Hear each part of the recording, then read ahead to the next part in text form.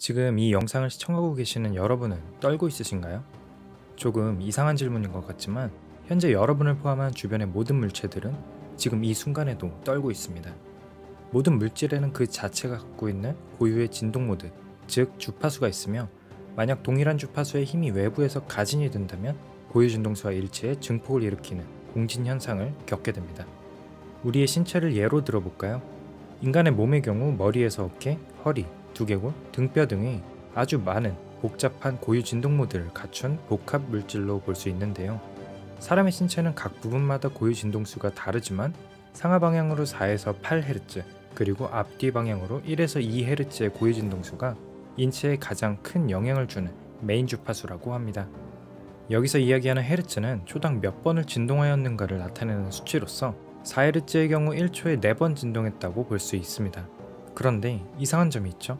우리는 평소 추운 상황이 아니면 우리 몸이 떨고 있다는 것을 느끼지 못하는데 어떨 때 그 떨림을 느낄 수 있을까요? 바로 뱃멀미를 할 때 우리 신체의 고유 진동수를 직접 느낄 수 있습니다. 뱃멀미 현상은 우리 인체의 고유 진동수와 배에 치는 파도의 주파수가 일치하여 공진 현상을 일으킨 대표적인 예로서 그때 우리는 메스꺼움을 느끼게 되죠. 이러한 현상은 사람이나 동물과 같은 생명체에 국한되지 않습니다. 물건이나 건물과 같은 구조물에도 적용이 되는데요. 사람이야 멀미가 났을 때 토를 하면 된다지만 건물의 경우 공진 현상이 나타나게 되면 대참사가 발생할 수 있습니다. 약 10년 전 강변 테크노마트에서 발생했던 원인 모를 이상 진동 현상도 건물의 수직 방향의 고유 진동수 주기인 0.34초가 건물 내부의 헬스클럽에서 단체 뜀뛰기의 주기와 일치해 강력한 진동을 유발하게 되었죠. 마찬가지로 1831년 영국 맨체스터에서 군인들의 행진에 의해 무너진 다리도 일사불란하게 발을 맞추며 행진한 것이 원인으로 밝혀졌습니다. 또 자주 발생하지는 않지만 지진에 의해 멀쩡하던 건물이 허무하게 무너져버리는 현상도 건물의 주파수와 지진의 주파수가 우연히 맞아떨어지고 강력한 힘이 가해져 일어나죠. 아마 공진이라 하면 가장 많이 보셨을 타코마 다리의 붕괴 영상은 많은 분들이 보셨겠지만 이는 공진이 아닌 플러터 현상으로 바람에 의해 다리가 공중에 떴다가 중력으로 다시 떨어지는 것을 반복하며 피로 파괴가 일어난 사건으로 비슷하지만 이 영상에서 다루려고 하는 공진과는 조금 다릅니다. 현재 지어지는 대부분의 건물들은 과거의 참사를 교훈 삼아 이제는 재현하기도 쉽지 않고 일상생활에서 느껴보기 힘들 것 같지만 아직 우리 주변에도 쉽게 찾아볼 수 있습니다. 대표적으로 세탁기를 돌리거나 버스의 출발 시 느껴지는 큰 진동들이 모두 공진에 의한 현상들인데 이런 큰 진동이 사라지지 않고 지속된다면 물체의 파손이 일어날 수 있습니다. 그렇다면 이렇게 대형 사고를 일으킬 수도 있는 공진 현상을 막기 위해서는 어떻게 해야 할까요? 강변 테크노마트와 같은 이미 지어진 구조물에서는 추가적인 보강이 힘들기 때문에 공진 현상을 일으키는 원인이 되었던 운동을 더 이상 하지 않으면 되고 맨체스터의 다리에서도 군인들의 행군 시 발을 맞추지 않는다면 간단하게 해결할 수 있지만 이는 근본적인 해결책이 아니기에 공진의 위험성이 알려진 20세기 이후부터는 설계 단계부터 공진의 피를 고려하게 됩니다. 물체의 고유 진동수는 물체가 가진 강성과 질량을 바탕으로 이론적인 계산이 가능하며 물체를 더욱 단단하게 만들어 공진점을 아주 높여버리는 방법과 더욱 무겁게 만들어 실사용 영역 아래로 공진점을 낮춰버리는 방법이 있습니다. 가장 좋은 방법은 가볍고 단단한 소재를 사용하여 공진점을 고주파 영역으로 보내버리는 것이 가장 좋겠지만 여러 현실적인 문제 때문에 자주 쓰이지는 않고 대신 질량을 추가해 공진점을 낮추어 빠르게 통과하는 방법을 사용합니다. 세탁기와 버스의 저속 구간 큰 떨림은 공진점을 낮춘 가장 대표적인 사례로 저속 구간에서 비록 공진점을 지나가지만 물체를 파괴시킬 만한 에너지가 쌓이기 전에 실사용 영역까지 빠르게 가속하여 지나치는 방법이죠. 그러나 어쩔 수 없이 실사용 영역과 공진점이 겹치는 상황도 발생할 수 있는데 이때는 다이나믹 댐퍼라는 것을 사용해 하나의 큰 공진점을 그보다 작은 공진점 둘로 쪼개는 방법을 사용합니다. 이것은 떨지 말아야 할 시스템과 동일한 고유 주파수를 가진 물체를 장착해 대신 진동하게 만드는 방법이죠.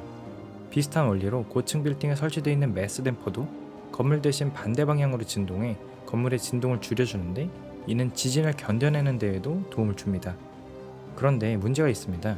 물체마다 고유 진동수가 존재하고 그 진동수가 동일한 외부의 힘이 가해지면 큰 위험이 된다는 것과 이를 해결하기 위해 다양한 회피 방법을 사용하면 된다는 것을 알고 있지만 그 물체의 고유 진동수를 찾기가 매우 힘들다는 것입니다. 이론적으로 계산이 가능하기는 하지만 다양한 형상과 내부의 물질 조성에 따라 강성이 달라지고 그에 따라 여러 물질이 섞인 복잡한 구조의 고해진동수 계산이 매우 힘들어 실제 실험을 통해 알아내야만 합니다. 그 방법으로는 크게 두 가지가 있는데, 고해진동수와 외부 진동수가 만날 때 증폭이 되는 것을 활용한 것으로 저주파부터 고주파까지 천천히 움직이며 공진점을 확인하는 가진기와 물체를 때려 전주파수 가진을 하고 반응이 오는 주파수를 살펴보는 모달 임팩트 테스트가 있습니다.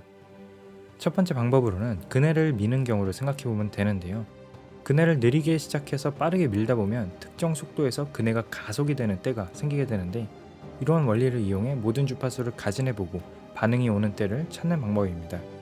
두 번째 방법은 망치로 무언가를 내려친다는 것이 특정 주파수만을 가진하는 것이 아니라 저주파부터 고주파까지 다양한 주파수를 짧은 시간 내에 동시에 가하는 것인데, 이때 물체에 부착되어 있는 센서의 진동을 분석하여 증폭된 주파수를 찾아내게 됩니다. 하지만 이 두 가지 방법 모두 테스트를 할 수 있는 크기에 한계가 있어 거대한 구조물에는 적용이 불가능한데, 따라서 배와 같이 거대한 구조물의 경우 폭탄을 터뜨려 임팩트 테스트를 진행한다고 합니다. 물론 모든 구조물에 대해 폭탄을 터뜨리는 시험을 진행할 수 없기 때문에 요즘은 시험을 할 때 데이터를 쌓아놓고 그 결과를 활용해 컴퓨터 시뮬레이션을 한다고 하네요.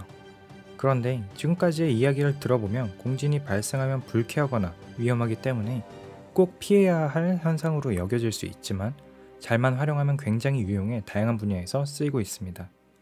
가장 대표적인 분야는 소리 분야로, 악기에서 들리는 음들은 고유진동수가 증폭되어 나오는 것이고, 특히 타악기의 경우 앞선 임팩트 테스트와 같이 때리는 행위로 모든 주파수를 울렸지만 우리에게 들리는 소리는 악기가 가지고 있는 특정 주파수의 음만 증폭되어 우리가 들을 수 있게 되는 것이죠. 또 사람마다 다양한 목소리를 가지고 있는 이유도 우리 몸의 형상에 따라 각각의 고유진동수가 다르기 때문입니다. 머리가 울린다는 두성도 실제로는 머리가 울리지 않는다고 하지만, 성대에서 만들어진 저주파의 진동이 몸의 형태에 따라 특정 주파수의 공진점을 만들게 되고 증폭되어 나오는 현상이라 볼 수 있죠. 전자기학에서는 전파통신의 가장 중요한 역할을 하는 수신기의 내부에 수신하려는 주파수와 같은 고유진동수를 가지는 회로를 구성해 약한 신호를 증폭하여 얻어내게 되는데, 라디오에서 수신 주파수를 바꿔주는 것이 바로 수신 회로의 공명 주파수를 바꾸는 행동입니다. 이처럼 공진현상은 우리 삶에 밀접하게 연관이 되어 있고, 특정 상황에서는 공진을 피하고 필요한 때에는 공진을 이용하며 살아가고 있어 우리 삶이 더욱 편리해지고 있는 것 같네요. 그럼 오늘 영상은 여기까지입니다. 다음번에 더 흥미로운 영상으로 다시 찾아뵙겠습니다. 감사합니다.